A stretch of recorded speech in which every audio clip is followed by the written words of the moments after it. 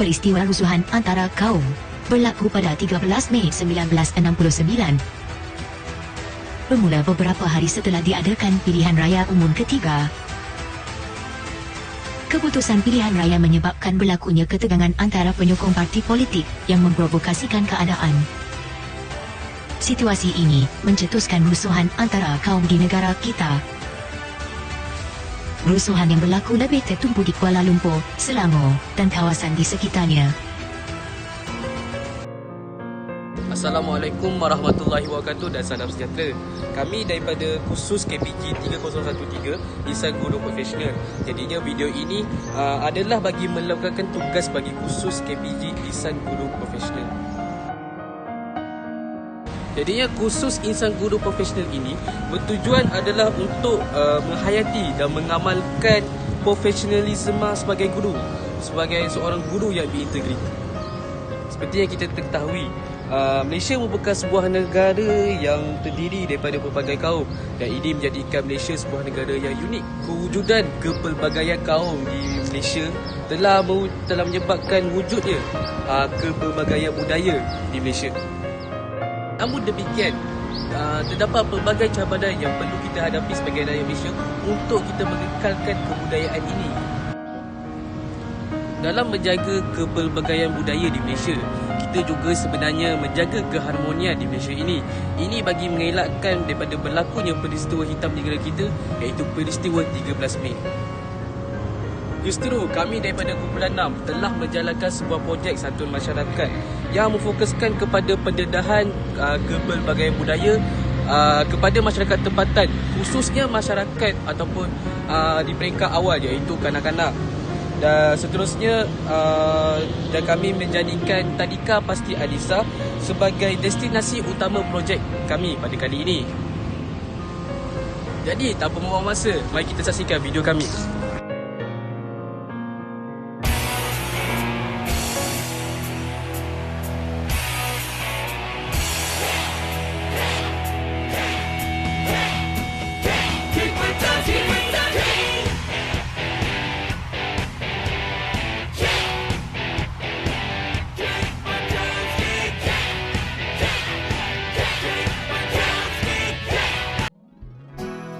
Kita pergi ke latar belakang. Jadinya kebanyakan kanak-kanak di tadika yang terdapat di Malaysia, terutama bagi tadika yang menggunakan kurikulum berkonsepkan Islamik, dilihat kurang memahami tentang adat, budaya dan agama yang asas diamalkan oleh kaum-kaum lain. Jadinya amalan adat resah yang dilakukan oleh 3 kaum utama di Malaysia yang terdiri daripada kaum Melayu, Cina dan India adalah seperti perayaan, pakaian tradisional dan makanan tradisional.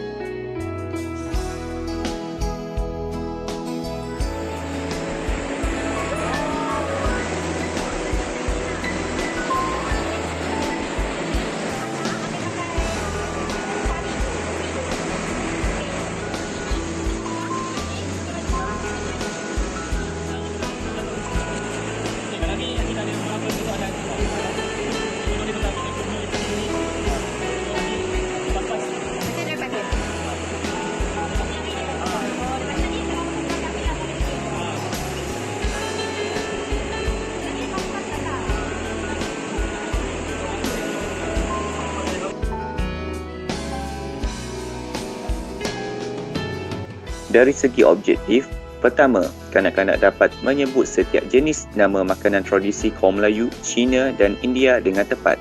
Kedua, kanak-kanak dapat membezakan amalan tradisi yang diamalkan oleh kaum Melayu, Cina dan India di dalam perayaan yang disambut oleh mereka.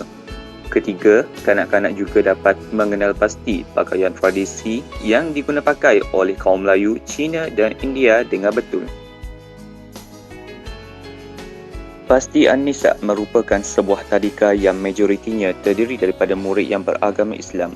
Disebabkan perkara tersebut, kebanyakan kanak-kanak di tadika ini kurang mendapat pendedahan dan pengetahuan mengenai cara hidup, amalan budaya yang diamalkan oleh kaum yang lain. Perkara ini agak membimbangkan kerana ini boleh menjejaskan semangat perpaduan kaum di Malaysia. Disebabkan itu, kanak-kanak yang beragama Islam juga perlu untuk mengetahui tentang budaya kaum yang lain seperti Cina dan India. Hal ini bertujuan bagi menerapkan sikap rasa hormat kepada kaum yang lain dan untuk mengelakkan daripada menjadi sebarang bentuk konflik yang boleh memecahkan perpaduan kaum di negara kita seperti yang tular di media sosial sebelum ini. Jumlah bilangan peserta yang telah mengikuti projek Santu Masyarakat kami ini adalah seramai 13 orang kanak-kanak.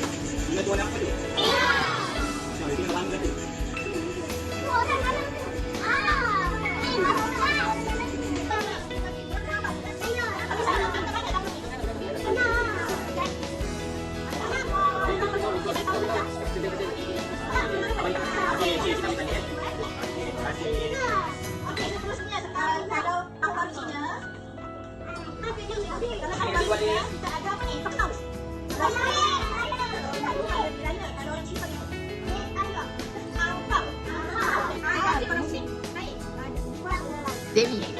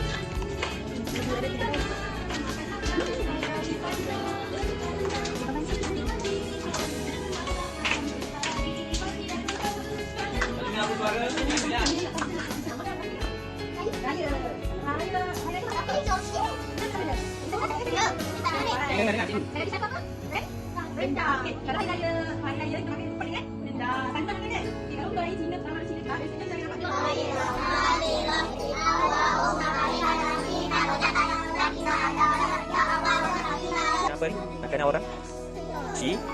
Yang ni? Anda yang ni? Mela. Anda ni apa ni? Makanan orang? Panda yang ni? Yang ni? Panda. Panda.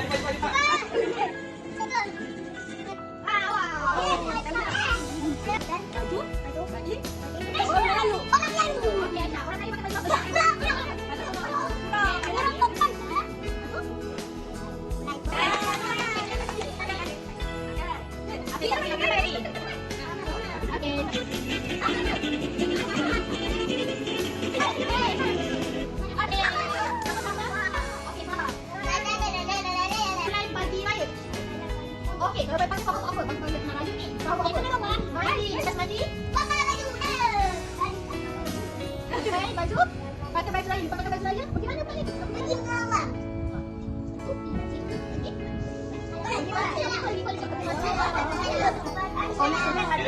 Okey, lepas solat sekali kita balik rumah kita buat apa? Solat. Solat bersama apa? Apa? Okey, pada.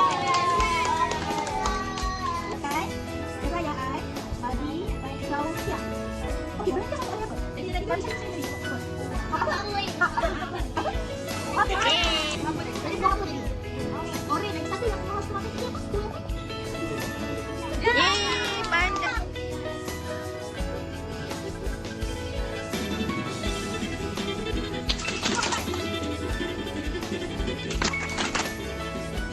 Muka.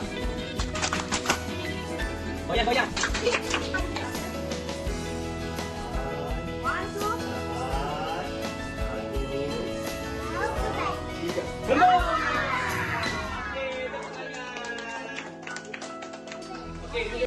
Untuk dapatan kajian pertama, kanak-kanak dapat mempelajari perkara yang baharu. Contohnya dapat mengetahui tradisi perayaan kaum Melayu, Cina dan India.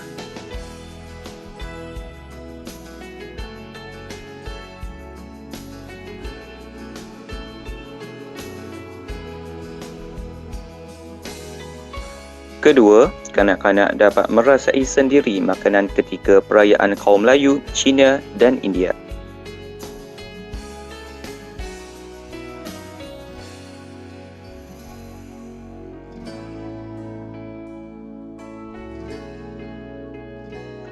Bagi yang ketiga, kanak-kanak dapat mengetahui pakaian yang dipakai oleh kaum Melayu, Cina dan India ketika sambutan perayaan.